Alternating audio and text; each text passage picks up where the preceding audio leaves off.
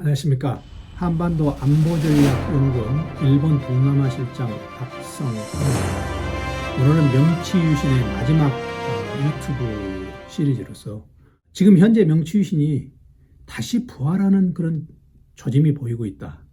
가장 비근한 예로 10월 31일 날 일본 유신회는 중의원 숫자를 11명에서 41석으로 늘렸습니다. 일본 유신회가 뭡니까? 일본 유신회는 지금 1% GNP 방위비를 늘려야 된다. 적 기지 공격론으로 나와야 된다. 등등 아주 극우 성향의 정치적인 소신을 가지고 있는 사람들이죠. 명치 유신의 유자와 일본 유신의 유자 다 우리가 주목을 해봐야 됩니다.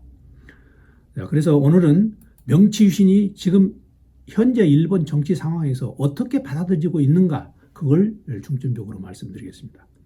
그래서 아베 전 총리의 과거 회귀 내용 그리고 지금 우익민족주의 세력 결집 그리고 한일 관계에 미치는 영향에 대해서 중점적으로 말씀드리겠습니다.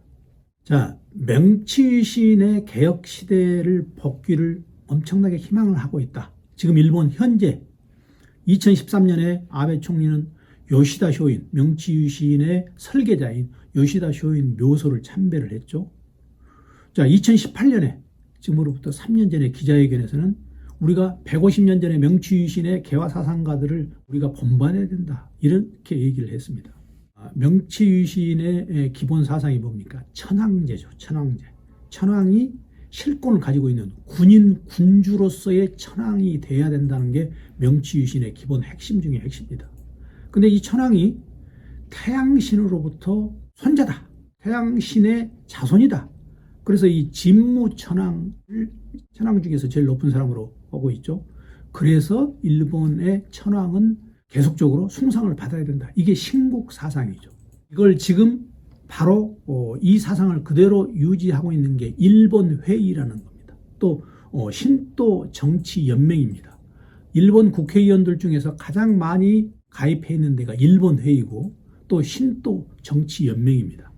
바로 이 신국 사상이 바로 천황을 숭배하는 사상이고 천황을 숭배하는 사상이 명치유신의 핵심이었죠. 메가더하고 일본 천황이 사진 찍은 장면이 있습니다. 메가더는 옆으로 뒷짐을 지고 있고 일본 천황은 당시 이제 히로히토 천황이죠. 일본 천황은 부동자세를 하고 있습니다. 일본 국민들한테는 아주 치욕적인 사건이었죠. 그래서 메가더 장군이 일본의 천황제를 완전히 인간 선언을 하게 했다. 물론 인간 선언을 하게 했습니다. 그래서 일본 천황제에 대해서 아주 부정적이었다. 이렇게 얘기하는 사람이 있습니다. 물론 어떤 면에서는 그렇습니다. 그런데 가장 중요한 것 중에 하나가 있습니다. 메가더 당시 미 군정이 도쿄 재판을 열었는데 그 당시에 천황의 죄를 사해줬다는 거죠. 그래서 도쿄 재판에 나오는 사람들은 전부 다 일본 군인이 잘못했다. 군인 중에서 일본 육군만 잘못했다. 그래서 일본 육군에 관계되는 사람들 7명을 교수형 시키고 18명을 종신시키고 나머지 했는데 A급 전범들 거기에 천황은 빠져 있습니다. 천황은 증인으로도 나오지 않았습니다. 그리고 더 중요한 건 거기에 일본의 침략 행위와 조선 식민 지배에 대해서 책임을 묻지를 않았습니다. 왜? 당시 원고들이 메가더가 주도한 도쿄 재판의 원고들이 전부 미국, 영국, 프랑스 이런 나라들로서 당시 식민지 보유국들이었기 때문에 식민 지배에 대해서 침략 행위에 대해서 정의를 하지 않았다는 거죠. 도쿄 재판이. 그래서 우리가 지금 우리가 늘 과거사 문제에 대해서 결론을 못 내리고 한국, 일본이 계속 평행선을 달리는 이유 중에 하나가 도쿄 재판이 제대로 된 재판이 아니었다는 거죠. 도쿄 재판만 그렇습니까? 도쿄 재판의 연장선상인 샌프란시스코 강화조약, 일본의 비징벌조약이 됐습니다. 원래 강화조약, 전쟁이 일어나서 강화조약은 승자가 패자한테 징벌을 하는 게 강화조약입니다. 베르사유 강화조약, 독일한테 엄격한 징벌을 했죠. 그런데 2차 대전 강화조약인 샌프란시스코 강화조약은 일본에 대해서 징벌조약이 아닙니다. 비징벌조약입니다. 이게 바로 우리 앞으로 역사 왜곡의 빌미를 제공한 겁니다. 도쿄 재판, 그리고 샌프란시스코 조약이 한국과 일본의 과거사를 우리가 분명히 구분짓지 못하는 그런 두 교의 중요한 조약이면서 재판이었던 겁니다. 자, 일본이 왜 일본한테 비징벌 조약을 했는가? 그거는 메가다 장군대로 이유가 있습니다. 당시 어떤 이유가 있었냐면 일본은 천황에 대해서 너무 쏠려 있기 때문에 명치유신으로 해서 천황에 대해서 너무 천황 군인 군주에 대해서 쏠려 있기 때문에 지금 당장 일본 천황한테 죄를 묻고 하는 것은 미군 입장에서 일본을 유도해 나가는데 너무 힘들다. 앞으로 100만 이상의 미군이 장기간 일본에 주둔해야지 일본 천황에 대해서 우리가 확실히 벌을 할 수 있다. 이래서 천황제에 대해서는 우리가 더 이상 타치하면 안 된다는 게 당시 메가더 현지 주둔 사령관의 입장이었습니다. 또 하나, 지금 소련이 공산주의 종지국으로 있는데 이 북동아시아를 방어하려면 일본의 경제력이 우리가 이용을 해야 되는데 일본 경제가 망하게 되면 미국이 일본에 장기 주둔을 해야 되고 많은 숫자가 주둔을 해야 되고 일본이 공산화될 가능성이 많다. 그렇기 때문에 일본을 더 이상 징벌 조약으로 해서는 안 된다. 비징벌 조약으로 해야 된다는 게 당시 미 군정의 입장이었습니다. 그래서 이런 입장을 일본이 충분히 활용해서 샌프란시스코 조항에서 독도도 빠지게 된 거죠.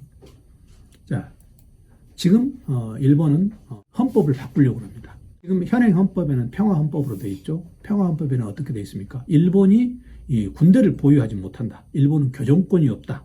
이렇게 되어 있는데 이 헌법을 바꾸려고 하고 있습니다. 이게 바로 뭐냐면은 헌법 바꾸려고 하는 역사가 우리는 알아야 됩니다. 바로 아베 총리하고 밀접한 관계가 있죠. 이 앞전에 아베 총리하고. 근데 아베 총리는 누구하고 관계가 있습니까? 기시노부스케, 아베 총리의 외조부, 과거에 일본 총리를 했던 기시노부스케하고 관계가 있습니다. 기시노부스케는 누구와 관계됩니까? 바로 2차 대전 때 전쟁 물류를 총괄하던 사람입니다.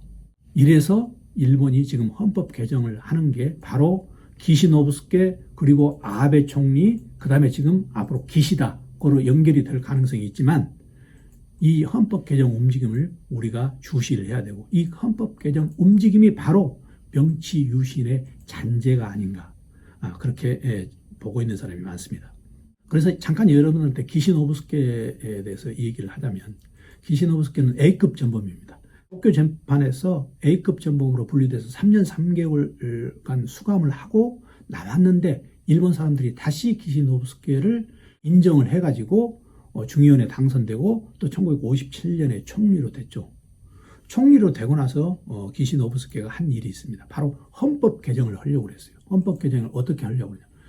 지금 평화헌법을 바꾸려고 했다는 얘기죠. 그런데 그 외손자인 아베 총리가 기시노부스케 때 못했던 헌법 개정을 자기가 한다 그래서 아베 총리 10년 기간 동안에 계속 헌법 개정을 하려고 노력을 했었죠. 결국 못했습니다만 기시노부스케가 그렇게 해서 일본 우경화의 상징적인 존재가 되고 바로 이게 명치유신의 그 헌법, 명치유신에서 일본 제국 헌법이 있죠. 그 헌법으로 되돌린다는 게 기시노부스케의 희망이었죠. 그걸 바로 아베 총리가 이어받고 지금도 계속 그게 일본에 지금 펜딩돼 있죠.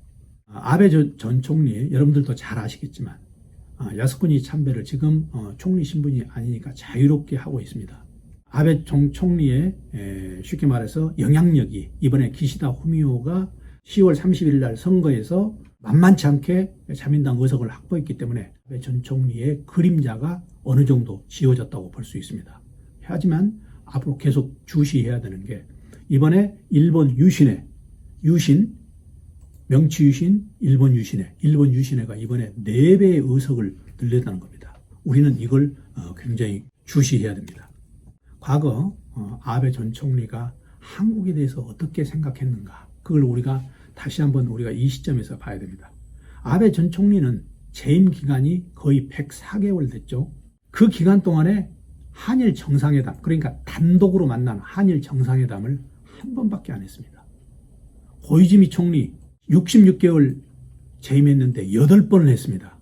아베 전 총리는 기본적으로 한국에 대해서 부정적인 인식을 가지고 있다는 걸 우리는 이 한국 한국과 일본의 정상회담의 숫자로 우리가 알 수가 있겠습니다.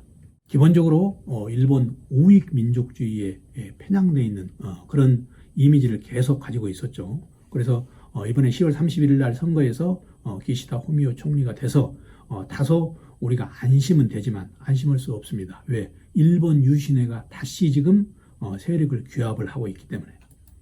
이번 코로나 기간에도 우리 한국과 일본이 굉장히 어떻게 보면 좋은 화해 무드가 조성이 됐음에도 불구하고 코로나 기간에도 안 됐습니다.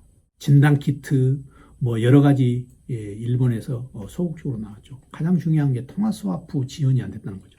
과거 IMF 때 그리고 리먼 브라더스 사건 때 일본이 한국에 통화스와프를 해줘가지고 한국 경제에 도움이 됐죠. 근데 이번 코로나 기간에도 우리가 통화스와프를 요구를 했는데 일본은 들어주지 않았습니다. 이런 게 다 아베 총리의 영향이었죠. 아베 총리의 마지막 작품이 스가 총리였습니다. 근데 스가 총리는 불통 총리로서 대명사로서 이름을 나서 이번에 자민당 총재 선거에도 나오지 못했습니다. 스가 총리가 불통 대명사로서 나타난 게 바로 일본 학술에 의해서 우익 민족주의 성향에 반대하는 학자들을 전부 배제시킨 거예요. 그래서 이게 기화가 돼서 스가 총리는 결국 낙마를 했죠.